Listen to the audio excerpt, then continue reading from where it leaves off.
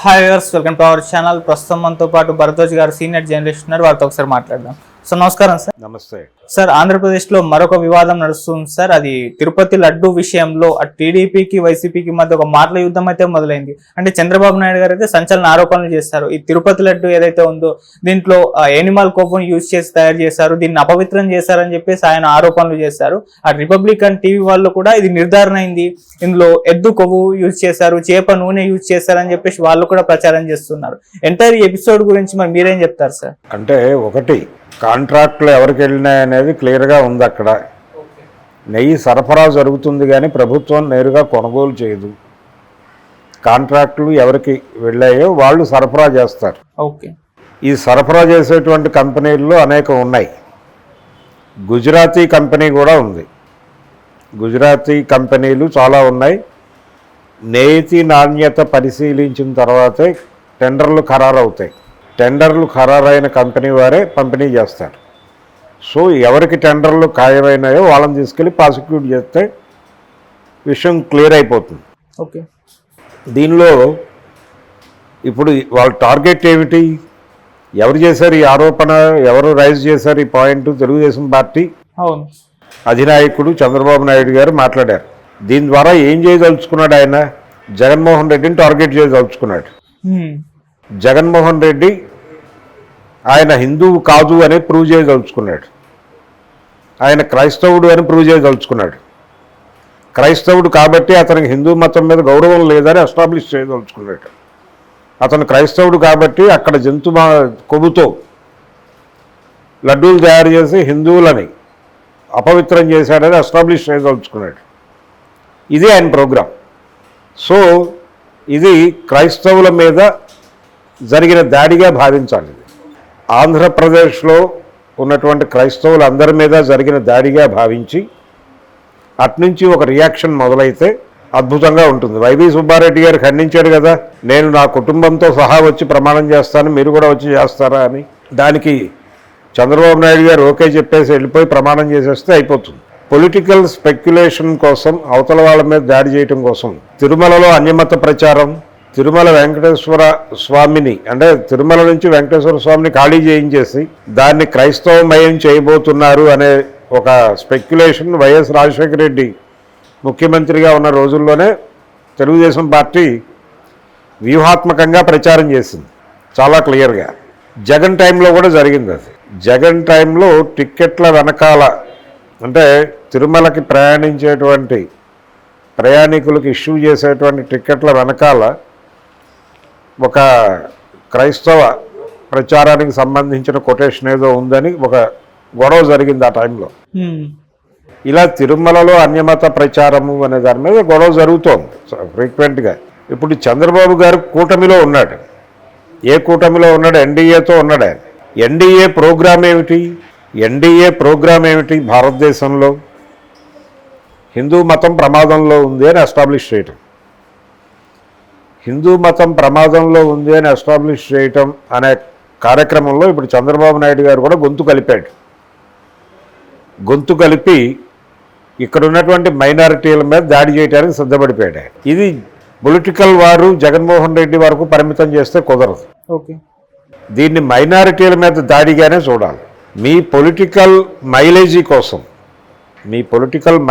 కోసం మీరు క్రైస్తవులను టార్గెట్ చేస్తున్నారు అనే విషయం వారికి అర్థమైతే ఆయనకు అప్పుడు ఓట్ల భాషలో విషయం అర్థమవుతుంది.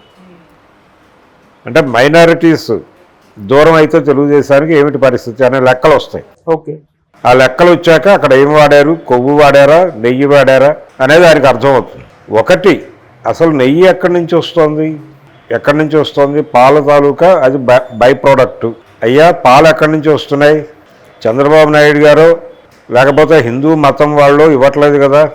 ఎక్కడి నుంచి వస్తున్నాయి? అవి జంతువుల నుంచి వస్తున్నాయి. ఒక జంతువుని నువ్వు ప్రేమించవచ్చు, ఇంకో జంతువుని నువ్వు వ్యతిరేకించవచ్చు. నువ్వు వ్యతిరేకించే జంతువైనా, నువ్వు ప్రేమించి పూజించే జంతువైనా దానిలో నుంచి వస్తున్నదే అది. అలాంటప్పుడు ఏదైతే ఏముంది అక్కడి నుంచి వచ్చేదేగా అది కూడా. దానిలో మీరు ఎందుకు వైషమ్యం చూపిస్తున్నారు? దీన్ని వేరు దాన్ని వేరుగా ఎందుకు చూపించే ప్రయత్నం చేస్తున్నారు? ఈ డిఫరెన్సియేషన్ వెనకాల మీ రాజకీయ ప్రయోజనం ఏమిటి? అంటే దాన్ని తక్కువగా చూడటం, కొవ్వుని తక్కువగా చూడటం, నెయ్యిని ఎక్కువగా చూడటం. ఇది ఎలా కుదురుతుంది? రెండూ అక్కడి నుంచి వస్తున్నవే కదా లాజికల్గా. సో పొలిటికల్ ప్రోగ్రామ్ ఉంది అతనికి. అన్ని కోణాల్లోనూ జగన్ని ఎలిమినేట్ చేయాలి, స్కీమ్లో నుంచి, గేమ్లో నుంచి ఎలిమినేట్ చేయాలనేది ఆయన ప్రోగ్రాం. ఓకే.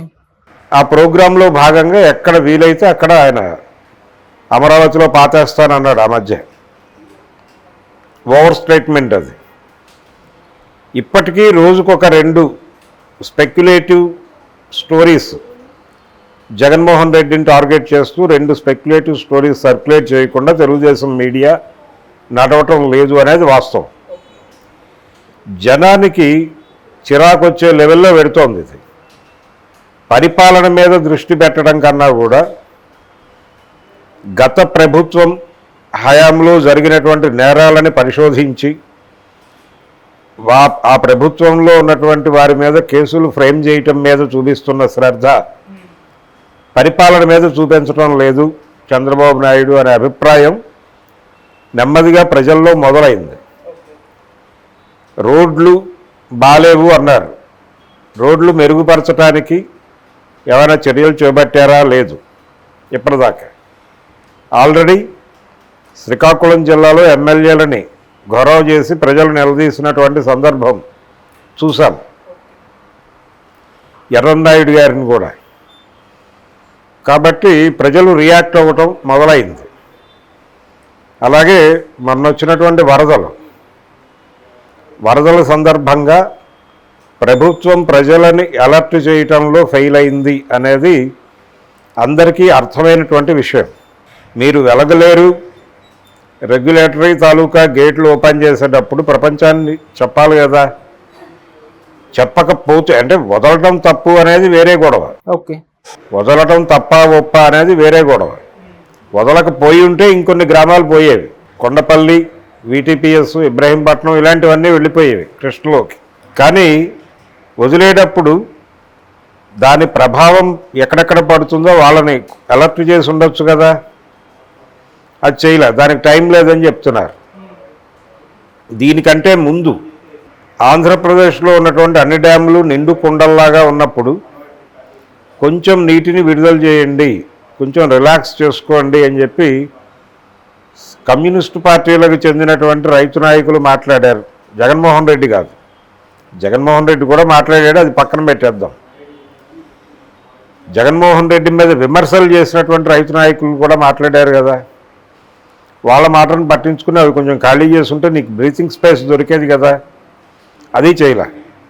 రెండోది, బుడమేరు నీరు విజయవాడని ముంచింది అనే దానిలో అర్ధసత్యం మాత్రమే ఉంది. కృష్ణానది నీళ్లు బుడమేరులోకి పంపై ప్రమాదాన్ని పెంచింది. దాన్ని గుర్తించాలి. దానికి కారణం 3 ప్రయోజనాల కోసం దాన్ని వాడుతున్నారు. ఒకటి, వెలగలేరు రెగ్యులేటరీ నుంచి వచ్చే వాటర్ అదే పైప్లో నుంచి, అదే ఛానల్లో నుంచి ట్రావెల్ అవ్వాలి. అలాగే వీళ్ళు చెబుతున్నటువంటి అది పట్టిసీమ అనండి, లేకపోతే ఇందిరా సాగర్ అనండి, పోలవరం ప్రాజెక్ట్ అనండి, దాని నుంచి వచ్చే రైట్ కెనాల్ తాలూకా వాటర్ కూడా అటే రావాలి. వీటీపీఎస్కి ఇన్ అండ్ అవుట్ కూడా దానిలోనే జరగాలి. దేనికి దానికి విడిగా ఛానల్స్ పెట్టుకుని ఉంటే ఆ గొడవ వేరుగా ఉండేది. ఓకే. అది జరగల, ఆ కన్ఫ్యూజన్ నడిచింది. అలాగే గోదావరి వరదల నుంచి వాటర్ ఇటువైపు పంపవటం అనేది కంట్రోల్ చేశారా లేదా అనేది ఒక గొడవ. చేశామని వాళ్ళు చెప్తారు, చేయలేదని వీళ్ళు చెప్తారు.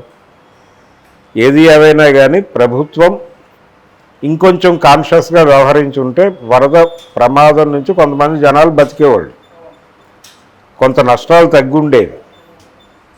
కాబట్టి ఈ ఏరియాలో కూడా కొన్ని విమర్శలు ఉన్నాయి ప్రభుత్వం మీద, చెక్ చేసుకోవాలి. నిజాలుంటే నిర్మోహమాటంగా అంగీకరించాలి. ప్రతిదీ గత ప్రభుత్వం మీద తోసేస్తే కుదరదు. ఆయన ప్రతిదీ గత ప్రభుత్వం మీద తోసేసే ప్రయత్నం చేస్తున్నాడు. అంటే ఎన్టీ రామారావు గారు తెలుగుదేశం పార్టీ అధికారంలోకి వచ్చినప్పుడు ఎవరేం మాట్లాడినా కానీ 35 సంవత్సరాల నుంచి జరుగుతున్నటువంటి కాంగ్రెస్ హయాంలో జరిగింది ఏమిటి అని ప్రశ్నించేవాడు ఆయన. దాదాపు అదే ఈయన మాట్లాడుతున్నాడు ఇప్పుడు చంద్రబాబు కూడా.